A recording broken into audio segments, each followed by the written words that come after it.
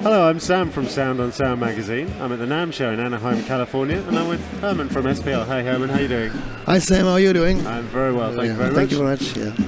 Yeah. So, one of the things that SPL has been renowned for over the last few years is your high voltage rail equipment. You've got a whole series of equipment that instead of running on like 16, 18 volt rails, you're using 120 volt rails, which gives you a lot more headroom and general sort of cleaner audio quality. The latest addition to that range at the NAMM show is a mastering digital to analog converter. That's right, yes. So it's called the Mercury, and that's our first professional mastering DAC that we made, and it complements our mastering series with all the recent products that we have created a whole mastering ecosystem, so to speak, in the 120 volt rail domain, and customers have asked us a lot to complement that with a DAC that lives up to that performance as well. Yes. So what sort of features are you offering in this DAC? Yeah, first of all, it's 32 bits. We go up to 768 kilohertz. We also support DSD up to DSD4. We have like in switch. We have 7 digital inputs. All of these inputs have individual switches, so you have direct comparison possibilities. We can sync any input to another one just with a simple sync feature that's very handy to operate. Also, we support 8 different levels, referring levels. One of the most important things, which is different to other converters, is that the mandatory low-pass filters that you need for the analog signal when it leaves the DAC chip itself, which is usually built on a very small rail because it's been fed by the voltage that feeds the converter. So you probably talk about plus or minus 7.5 volts ideally there, and we thought that is a bottleneck that shouldn't be there. So we took that away and we made these filters in 120 volt rail, one specific for PCM and the other specific for DSD. So it automatically detects on the input and then it switches to the appropriate analog filter. And another thing is that we have dual analog outputs.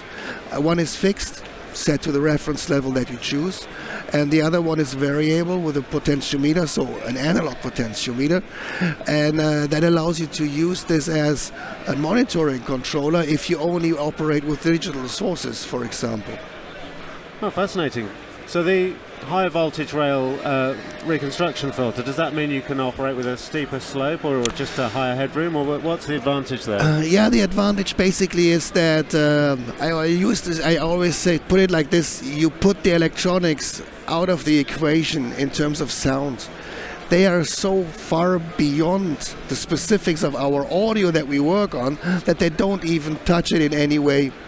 See, usually when let's just make an example. You're coming out of your converter with, like, let's say 20 dBu for 0 dB FS, and you have a standard analog electronics behind that will, let's say, plus or minus 18 volts. So the maximum you can do then is about 22.5 dB. So that's just 3.5 dB above what the converter already put out. Now you add a bit of EQ and you add a bit of gain to the compression. You're maxing it out.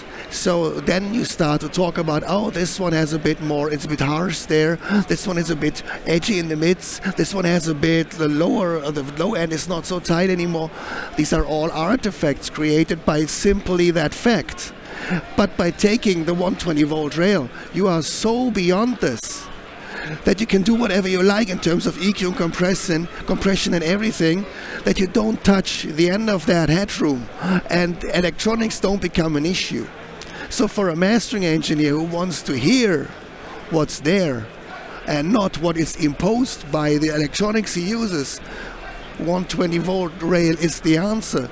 And that's why guys like Bob Ludwig, for example, have our console since the big 8-channel mastering decks, which was the first in 120 volt rail since 2003.